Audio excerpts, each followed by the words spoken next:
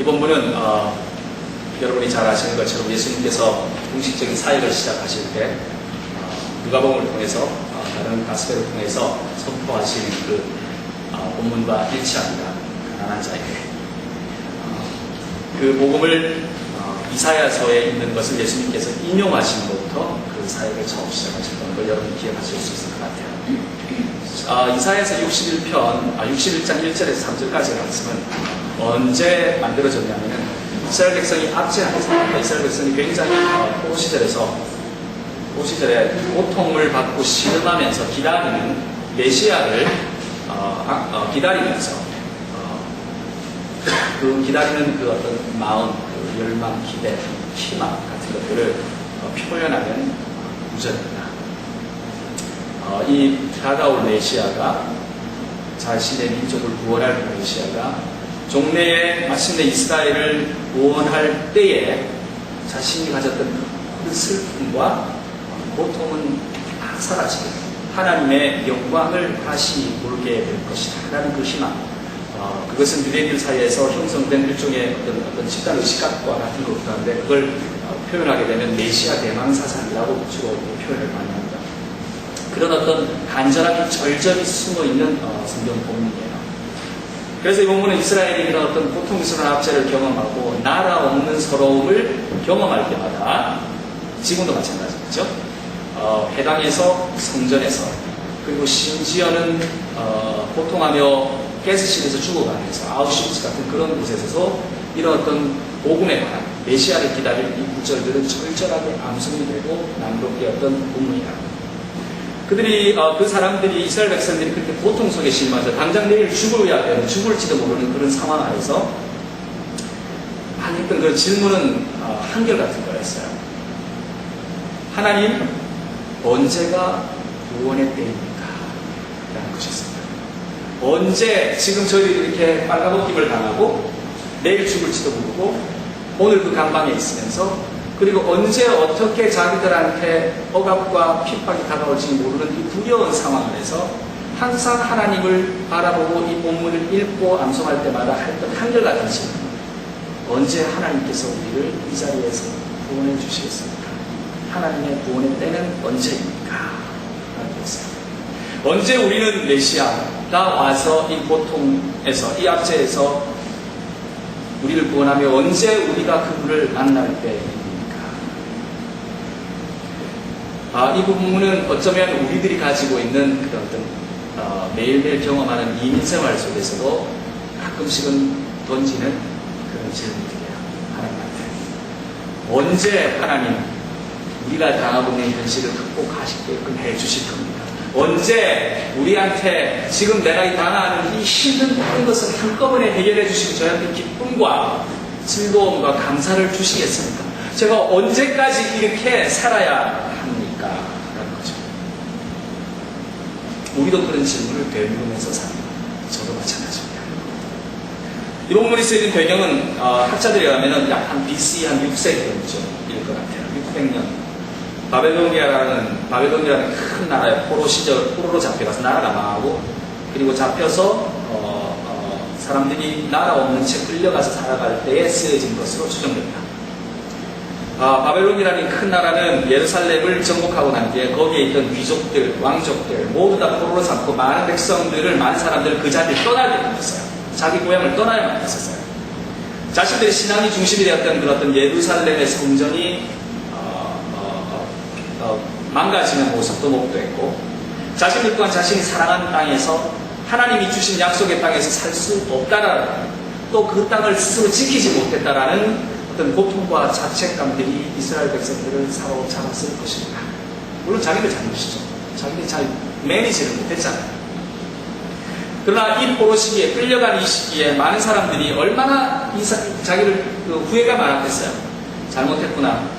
그러면서 또한 이 땅을 그리워하고 성전을 또 사모하기도 하고 자유를 소망하고 그리고 그 구원의 때를 기다렸는가를 오늘의 본문을 통해서 여러 군데의 다른 어떤 책들을 통해서 여러 선지자를 통해서 우리가 기억을 할 수가 있습니다. 근데 600년이 지난 즈음에 이 본문이 의미심장하게 다시 주아메리카에 예수님의 입을 통해서 선포되고 있어요. 누가복음 4장을 한번 가보도록 할까요?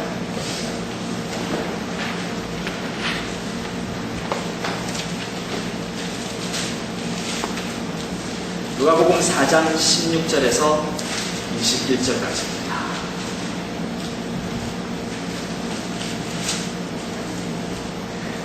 예수님께서 복 사역을 시작하십니다. 이렇게 말씀하시죠. 예수께서 그 자라시고 나사렛에 이르사 안식일에 늘 하신 대로 회당에 들어가서 성경을 읽으시려고 서심해 선지자 이사의 글을 들이거늘 책을 펴서 이렇게 기록된 데를 찾으시니 곧 주의 성령이 내게 임하셨으니 이는 가난한 자에게 복음을 전하게 하시려고 내게 기름을 부으시고 나를 보내사 포로된 자에게 자유를 눈먼 자에게 다시 보게 함을 전파하며 눌린 자를 자유롭게 하고 주의 은혜의 해를 전파하게 하려 하시니라 하였더라. 책을 덮어 그 맡은 자에게 주시고 앉으시니 회당에 있는 자들이 다 주목하여 보더라. 이에 예수께서 그들에게 말씀하시되 이 글이 오늘 너희 귀에 응하였느니라 하시니라. 이렇게 함으로써 이사야의 글을 선포하고 그것이 이루어졌다는 선포하고 말씀하고 있습니다. 오늘 이 본문, 누가복음의 본문은 오늘 우리가 읽었던 이사야의 내용과 다른 점이 있어요. 그건 뭐냐면 본문을 다 읽으시고 이사야 본문을 예수님께서 다 읽으시고 이렇게 선포합니다. 이 글이 오늘날 너희 귀에 응하였느니라. 예수님의 선포의 내용은 이겁니다. 너희들이 바라는 그 구원의 때가, 그 시기가, 그 구원의 시기가 마침내 이루어졌다라고 선포하는 장면입니다.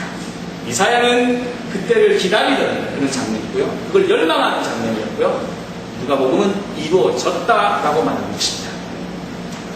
구원의 때라는 것은 굉장히 중요한 의미를 가지고 있어요. 누가복음에서 예수님께서 구원을 선포하신 것처럼 마가복음에 예수님이 사역을 시작할 때 최초로 하신 말씀이 구원의 때에 대한 말씀을 하셨는 것을 지금 봤는데 마가복음 1장에도 마찬가지로 이렇게 표현하는 것이 나옵니다. 가라사대 때가 찼고라고 하면서 때에 관한 노래가 나와요. 이때 구원의 때의 선포를 얘기하고 있는 겁니다. 이때 때라는 말은 우리가 일반적으로 쓰는 것과는 다른 의미로 사용되고 있습니다. 때라 그럴 때 우리가 시간을 의미할 때 time이라는 말을 쓰는데 그 때하고는 조금 의미가 달라요.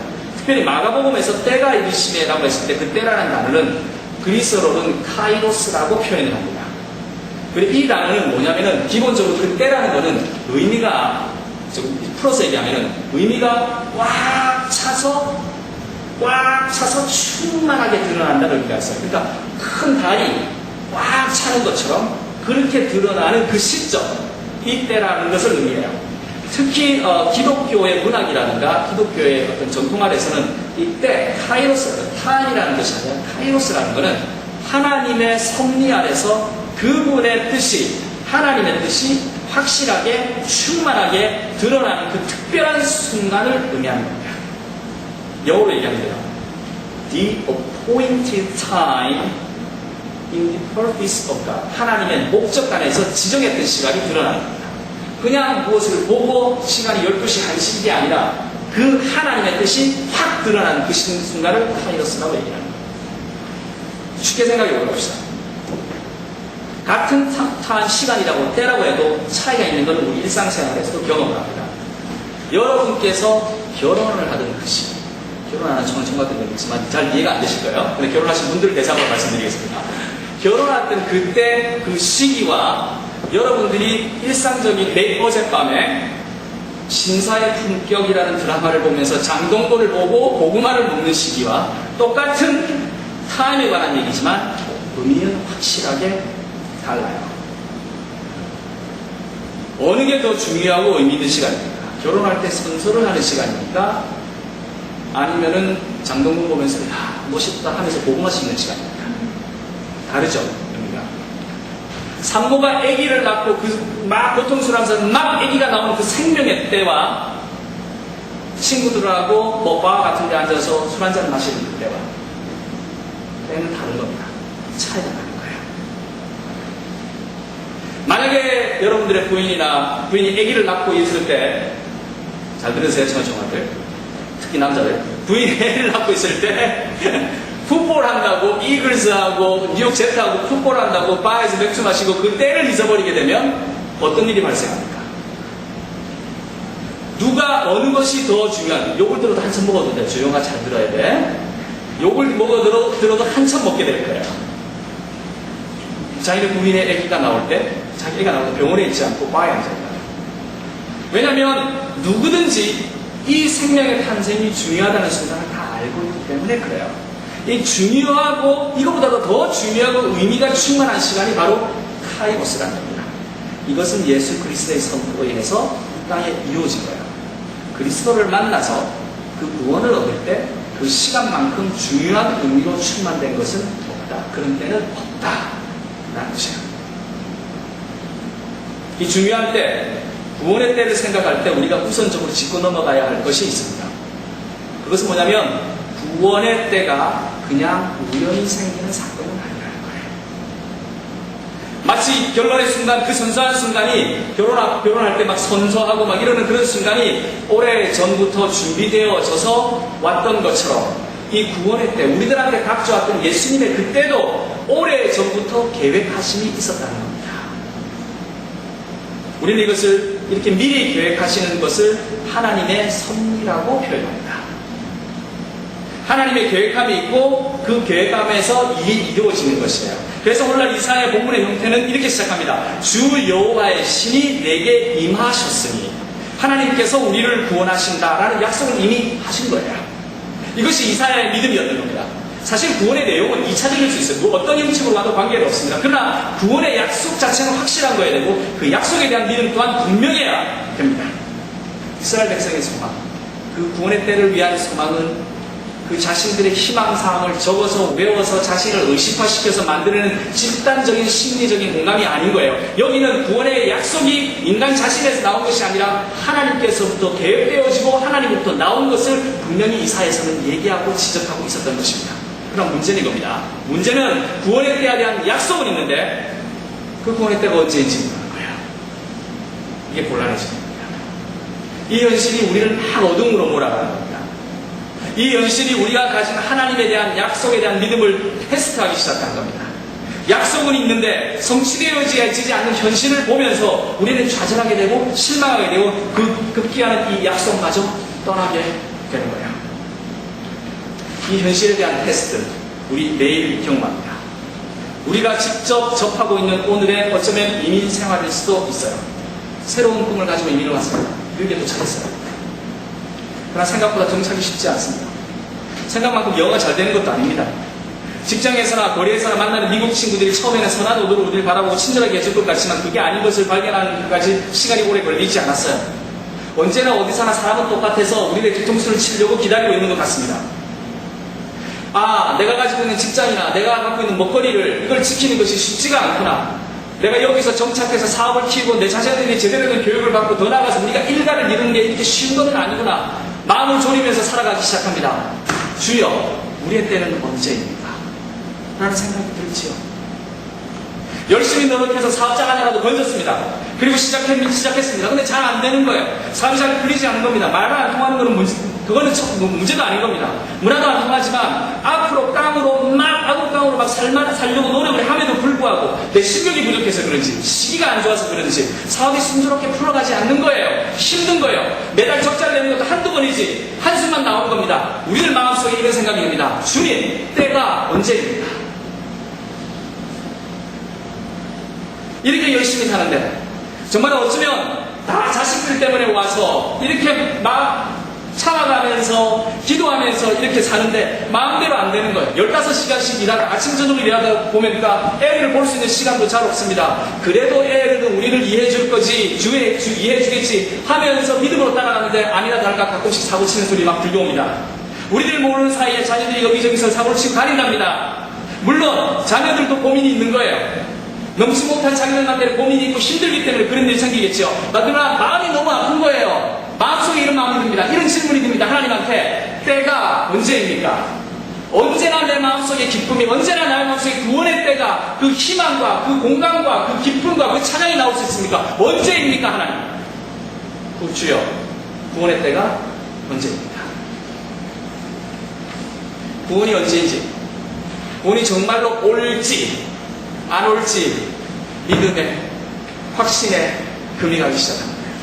이 절망감이, 이 좌절이 우리를 지치게 하고 전국에는 약속에 대한 희망을 버리게 되는 결과로 나타나곤 합니다.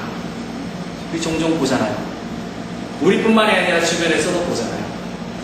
심심찮게 보이는 우리 주변의 사람들의 좌절들, 실패, 그리고 갑자기 들리는 소식들.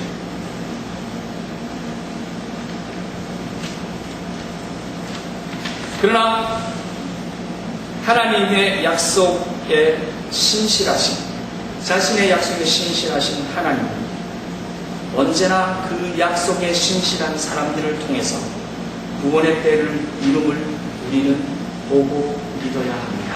아멘. 하나님의 때가 되었을 때 그분의 역사를 다시, 그분의 역사를 이루어가는 장면을 다시 한번 확인하기를 원합니다.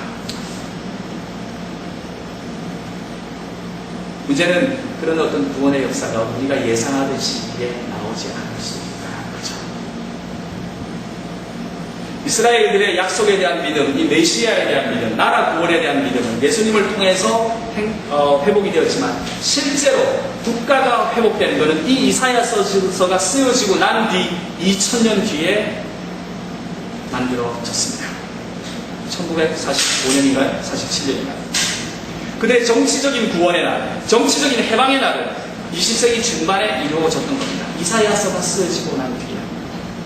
하나님의 때는 이렇게 우리가 가지고 있는 계획과 우리가 가지고 있는 시기와 우리가 가지고 있는 기대를 넘어선 때가 있습니다. 준비가 되셨나요?